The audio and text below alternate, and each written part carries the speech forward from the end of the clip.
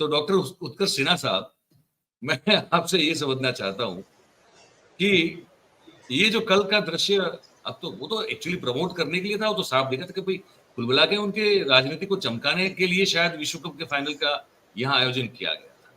तो क्या लगता है आपको कि राजस्थान में, तेलंगाना में जो ये चुनाव बाकी है, तो ये इनका कल जो 70 का स्माइल था और ठहाके लगाना, जबकि लोगों को, मतलब दर्शकों के खून के आंसू निकल रहे थे, तो ये कोई पॉजिटिव इमेज उनकी खड़ी करेगा? जैसे सोचते हैं कि वो जो कुछ भी करते हैं उसका लोगों पर बहुत अच्छा असर होता है। आप क्या मानते हैं?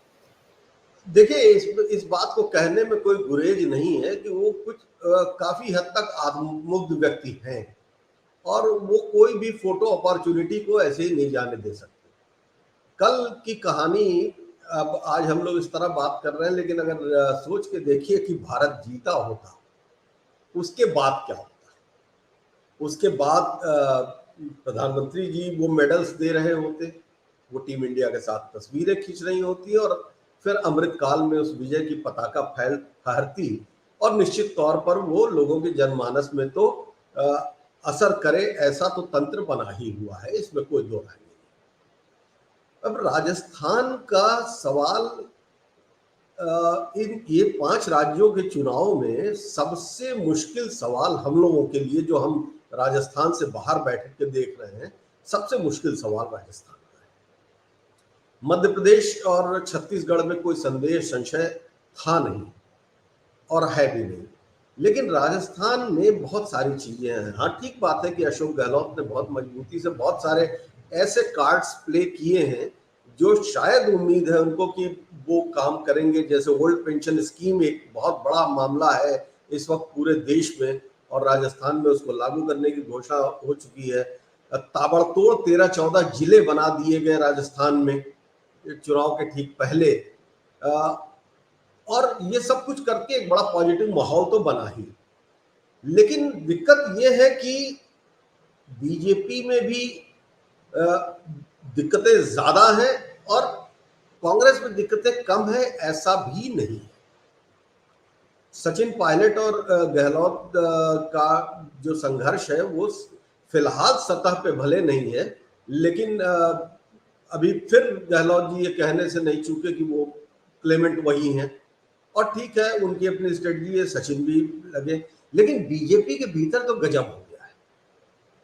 पिछले 5 सालों में अगर याद करें आप, तो बीजेपी ने सबसे ज्यादा स्टेट प्रेसिडेंट अगर बदले हैं किसी राज्य में तो वो राजस्थान, और कोई सेटल नहीं हो पाया। दूसरा, फेस कोई डेवलप नहीं हो पाया। अब दिया कुमारी फेस हैं, या बाबा बालकनाथ फेस हैं, या वसुंधरा जी फेस हैं, या कोई और चौथा है, को किसी को नहीं पता। अच्छा, बीजेपी की इस दिक्कत के पीछे एक और पीछे की कहानी है। जैसे हमारे उत्तर प्रदेश के मुख्यमंत्री योगी आदित्यनाथ जी जिस लाइन पर वहां कैंपेन कर रहे हैं, वो पूरी ताकत, और इस वक्त निश्चित तौर पर भारतीय जनता पार्टी की अंदरूनी राजनीति में वो ज्यादा मजबूत है, और इसीलिए वो खुल के अमित शाह से टकराव भी कई मसलों पर ले रहे हैं। वो बाबा बालकनाथ के लिए काफी मजबूती से अपना काम कर रहे हैं, और चुनाव को उसी लाइन में, हालांकि उनकी इक्विटी भी वही है, दूसरा उनके पास है नहीं कुछ, लेकिन ये है कि वो धर्म की लाइन और जो सांप्रदायिकता की लाइन है, फिर राम मंदिर है, सब मिला जुला के एक अलग किस्म का घमासान मचाया हुआ है। उसमें मोदी जी जाके करप्शन खेला रहे हैं। तो एक बहुत मतलब कॉम्प्लेक्स सिचुएशन है, जिसमें ये भी पता चल रहा है, और थोड़ा रिकॉर्ड भी ये बताता है कि बीएसपी भी इतनी कमजोर राजस्थान में नहीं है, कुछ ना कुछ स्टेक तो उसका है। फिर कभी खबर ये आ जाती है, नवीन भाई उसको कंफर्म करेंगे कि क्या शायद गहलोत सरकार के कई मंत्री भी संकट में फंसे हुए हैं चुनाव के मैदान में। तो एक ऐसा कॉम्प्लेक्स माहौल बना हुआ है जिससे कि बाहर से ये समझ आना, या किसी को, और सबसे बड़ी बात याद करिए, राहुल गांधी का वो बयान जो चुनाव के प्रचार शुरू करने के पहले चरण में आया था कि राजस्थान हमारे लिए कठिन लड़ाई है, और उसके बाद टिकट बंटवारे को लेके दोनों पार्टियों में हालांकि ये संघर्ष हुआ और काफी रुक रुक के टिकट आए हैं, काफी नाराजगी भी है, बागी भी बहुत सारे हैं, इधर का आदमी उधर खड़ा हो गया, उधर का आदमी इधर खड़ा हो गया।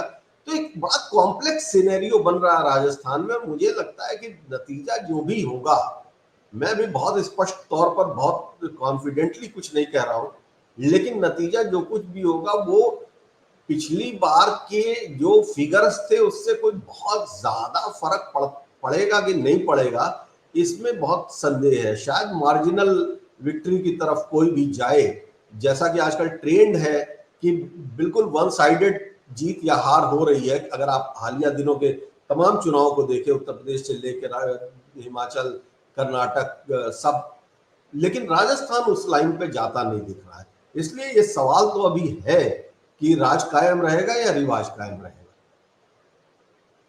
जी बिल्कुल, राज कायम रहेगा या रिवाज कायम रहेगा।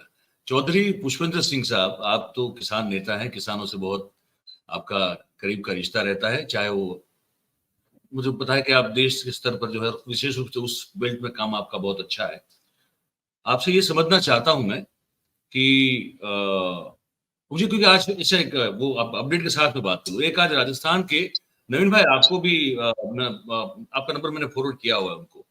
एक है दर्शक है हमारे जो बहुत रिलीजियसली हमारा कार्यक्रम देखते हैं, वो राजस्थान से हैं और वो झालरा पाटन जो ये वसुंधरा जी का इलाका है, कंस्टिट्यूंसी, वहां से है। और वसुंधरा जी के बहुत कट्टर समर्थकों में से एक वो अपने आप को कहते हैं। उनका लगातार बीच बीच में फोन आता है, तो वो कह रहे थे, आज ही फोन था उनका कुछ आधा पौना घंटा पहले, उन्होंने कहा कि सिर्फ और सिर्फ नरेंद्र भाई की सभा या रैली अगर होनी होती है राजस्थान में कहीं भी, तो उन्होंने, अब उनके वर्ड हैं, मैं उनका नाम ले नहीं सकता, लेकिन that's what he told me, कि पैसे और बहुत सारी और चीजें, अन्य चीजें जिसका हम जिक्र यहाँ पे नहीं करेंगे, उसका बड़े खुलेआम जो है उसका प्रलोभन दिया जाता है और बांटा भी जाता है। 500 रुपए से लेके कह रहे थे 2000 रुपए तक का पर पर्सन, क्योंकि वो सभा में भीड़ दिखना बहुत जरूरी होता है। आप क्या देख रहे हैं कि आपके हिसाब से क्या मूड है वहां के किसानों का और मतदाताओं का, चौधरी साहब?